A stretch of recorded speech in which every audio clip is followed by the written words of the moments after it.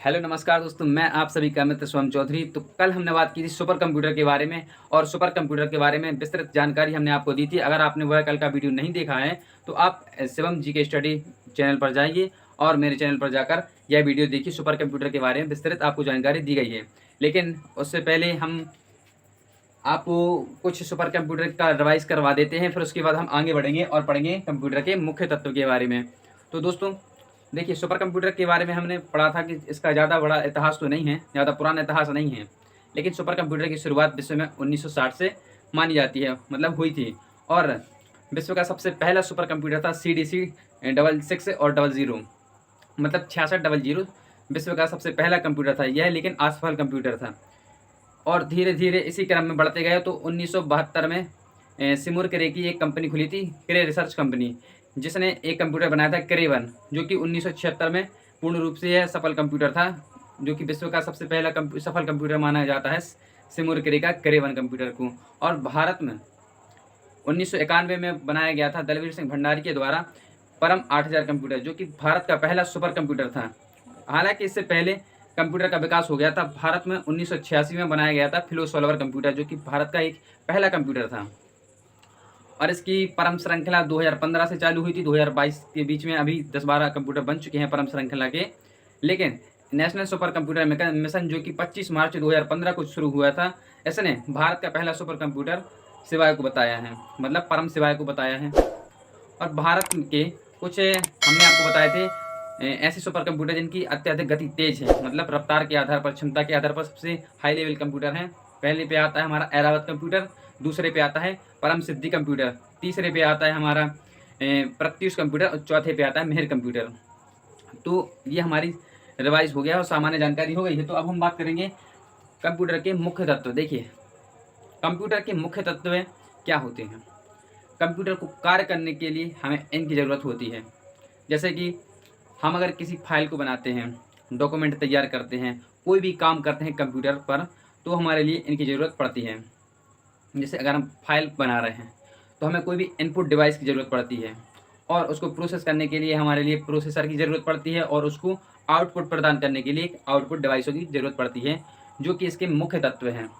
देखिए, हम अगर किसी भी सूचना या डाटा को कंप्यूटर में फीड करते हैं तो उसके लिए हमारे लिए सबसे पहले मतलब ज़रूरत पड़ती है कीबोर्ड, माउस, मॉनिटर, इन चीज़ों की ज़रूरत पड़ती है, जिसके माध्यम से हम किसी सूचना या डाटा को कंप्यूटर में फीड करते हैं। फिर उसको प्रोसेस करने के लिए CPU की ज़रूरत पड़ती है। तो CPU किसी भी डाटा को प्रोसेस करता है और आउटपुट आउटपुट मतलब प्रदान करता है, और आउटपुट निकालने के लिए हमारे लिए कोई अन्य दूसरी मशीनों का प्रयोग करना पड़ता है। जैसे कि अब हमारा हो गया स्कैनर हो गया, या फिर कोई साउंड हो गया, मॉनिटर हो गया, ये सभी हैं जो कि आउटपुट मशीन है।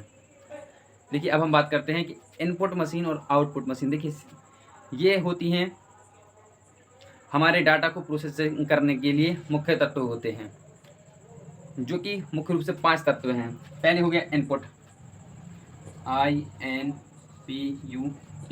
इनपुट डिवाइस हो गया। इनपुट डिवाइस, ये इन डिवाइसों के माध्यम से हम सूचना को डालेंगे।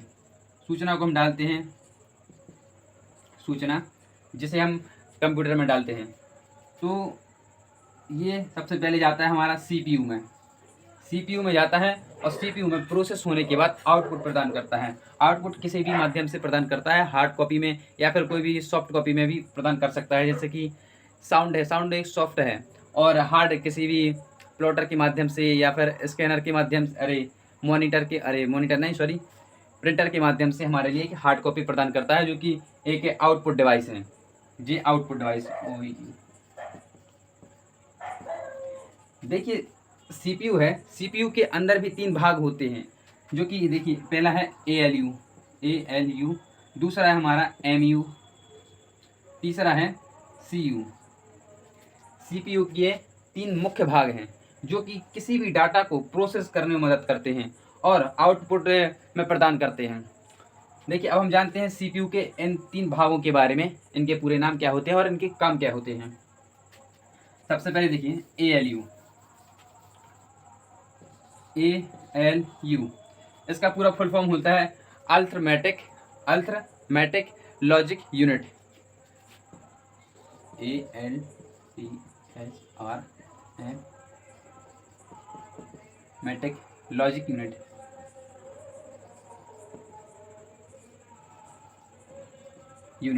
ये इसका पूरा नाम होता है। ये अंकगणितीय इकाइयों को कंट्रोल करने का काम करता है, अंकगणितीय इकाइयों को प्रोसेस करने का काम करता है।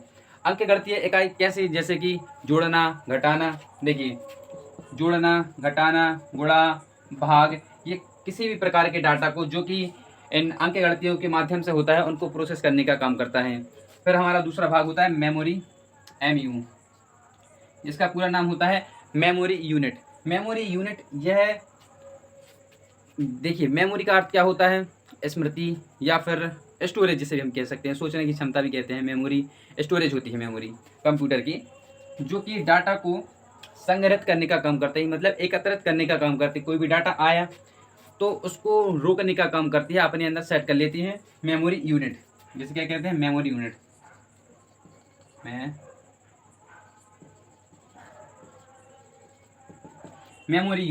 मेमोरी यूनिट जिसे हम कंप्यूटर की याददाश्त भी कहते हैं।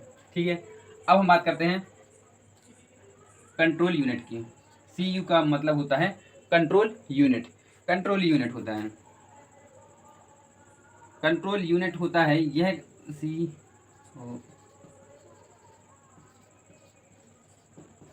कंट्रोल यूनिट, इसका मुख्य काम होता है जो कि CPU से लगी हुई हार्ड डिवाइस जैसे कि मॉनिटर, कीबोर्ड या फिर प्रिंटर या माउस, किसी भी चीज़ को, यह सभी हार्ड डिवाइस को कंट्रोल करने का काम करता है, इसलिए इसे हम कहते हैं कंट्रोल यूनिट। ये हमारे मुख्य भाग थे हमारे CPU के। तो अब हम बात करते हैं इनपुट डिवाइस के बारे में। CPU के मुख्य भाग हैं, इनके माध्यम से कोई भी डाटा है जो कि प्रोसेस होकर हमें आउटपुट प्रदान करता है। यह काम लगभग हर कंप्यूटर में होता है, सुपर कंप्यूटर के अलावा बाकी सब कंप्यूटर में ये काम होता है। तो अब हम बात करेंगे आउटपुट डिवाइस, इनपुट डिवाइस के बारे में सबसे पहले बात कर लेते हैं। इनपुट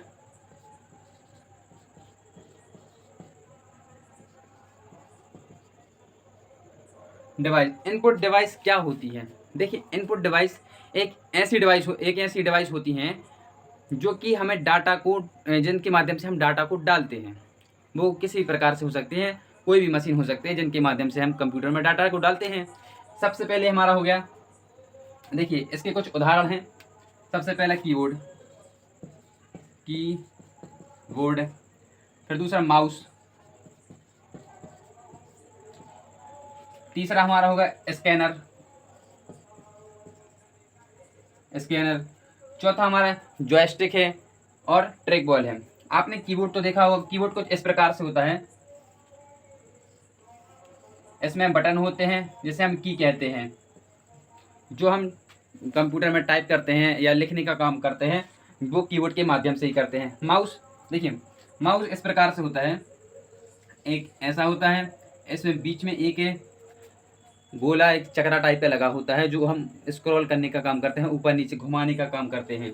और इस साइड एक बटन होता है, लेफ्ट बटन, राइट बटन होता है। ये तो पुतला बन गया, गुड्डा बन गया। लेफ्ट बटन, राइट बटन होता है। और इसके नीचे एक सेंसर लगा होता है जिसके माध्यम से हम, ये कर्सर होता है जो मॉनिटर पर रहता है, कर्सर, मॉनिटर पर एक कर्सर होता है, एरो टाइप का होता है, यह है कर्सर। इस कर्सर को दाएं बाएं ऊपर नीचे कहीं भी घुमाने का काम करता है हमारा माउस। ठीक है, अब ये होता है स्कैनर। आप स्कैनर को तो जानते ही हैं, किसी भी चीज़ को स्कैन करने का काम करता है। तो ये स्कैनर हो गया, जो हमारे लिए एक, मोबाइल में भी आपने कभी देखा होगा स्कैनर, या फिर कोई मशीन होती है, कभी आप बड़े बड़े मॉल में गए होंगे तो एक मशीन होती है जो किसी भी इनपुट लेती है और आउटपुट प्रदान करती है, बिल निकाल देती है।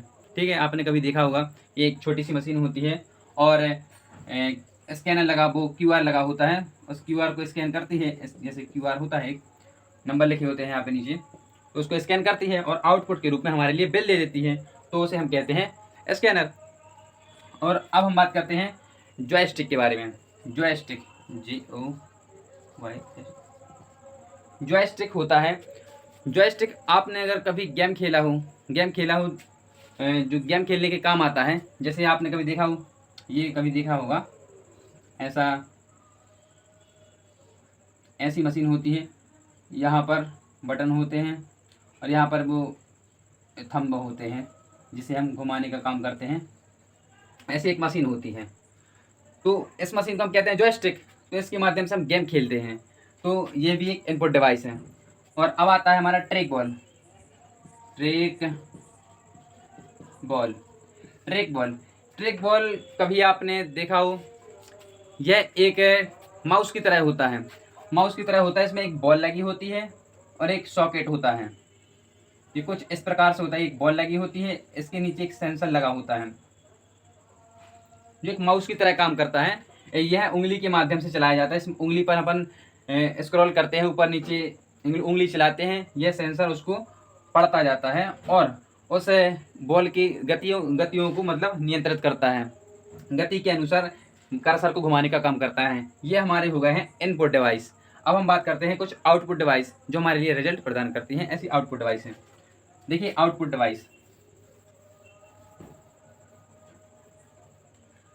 Output device output device output device भी आप लोगों ने बहुत देखी होंगी। आउटपुट डिवाइस आपने कभी बहुत से ऑनलाइन काम करवाए होंगे तो आपने देखा होगा। सबसे पहले प्रिंटर भी एक आउटपुट डिवाइस प्रदान करता है। प्लॉटर देखिए, सबसे पहले प्रिंटर देखिए। प्रिंटर भी कई प्रकार के होते हैं जिनके बारे में हम इनपुट और आउटपुट डिवाइस के बारे में विस्तृत रूप से हम बात करेंगे कल वाले वीडियो में। तो सबसे पहले हम जान लेते हैं ऊपर से आउटपुट डिवाइस क्या होती हैं। तो प्रिंटर होता है। प्रिंटर के बाद हमने कभी देखा होगा स्पीकर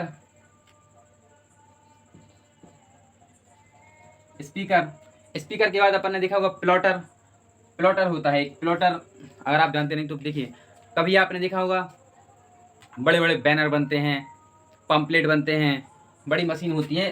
कभी आपने लेमिनेशन की मशीन देखी हो या कोई लेमिनेशन की मशीन आपने कभी देखी हो, ऐसी होती है इस प्रकार से कुछ ये रूल लगा रहता है जो पम्पलेट निकालने का काम करता है। पम्पलेट या पोस्टर निकालने का काम करता है। एक ऐसी मशीन होती है जिसे हम क्या कहते हैं, प्लॉटर PLOTER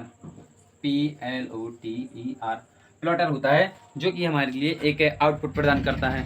और ऐसी बहुत सारी मशीन होती हैं जिसके बारे में हम व्यवस्थित रूप से एक एक करके सबके बारे में हम पढ़ेंगे। तो दोस्तों आज हमारा हो गया कंप्यूटर के मुख्य तत्व और उनकी कुछ बातें हो गई हैं जो इनपुट और आउटपुट जो हमारे लिए कंप्यूटर को चलाने का काम करती हैं। और अब हम जानेंगे कल कंप्यूटर के कुछ प्रयोग में आने वाले बहुत से तत्व हैं। हमने बताया था कि मेमोरी यूनिट, देखिए मेमोरी यूनिट MU जो कि CPU के अंदर होती है। मेमोरी यूनिट के भी दो प्रकार होते हैं। पहली होती है प्राइमरी मेमोरी और दूसरी होती है सेकेंडरी मेमोरी। इनके बारे में हम विस्तृत रूप से पढ़ेंगे आने वाली वीडियो में, तो हम आपको सब बताएंगे। आज का टॉपिक हमारा हो गया कंप्यूटर के मुख्य तत्व। कंप्यूटर के मुख्य रूप से यही तत्व होते हैं जिनके माध्यम से हम कंप्यूटर को चलाते हैं और कंप्यूटर चलता है हमारा। तो कंप्यूटर इनपुट, आउटपुट और CPU इन पूरे पर केंद्रित होता है और इन्हीं के माध्यम से कंप्यूटर संचालित किया जाता है। तो आज का हमारा टॉपिक यहीं पर ख़त्म होता है और कल वाली टॉपिक हम कल बताएंगे और हमारी आज की क्लास ख़त्म होती है। और दोस्तों अगर आप अभी तक हमारे यूट्यूब चैनल पर नहीं जुड़े हुए हैं तो हमारे YouTube channel Shivam GK study पर आप जुड़ जाइए, जो कि हम डेली कंप्यूटर की क्लास आपको प्रोवाइड करवाते हैं जो कि आपके कंपटीशन से लेकर सभी प्रकार की तैयारी में काम में आने वाली हैं। तो थैंक यू दोस्तों, मिलते हैं नेक्स्ट वीडियो में।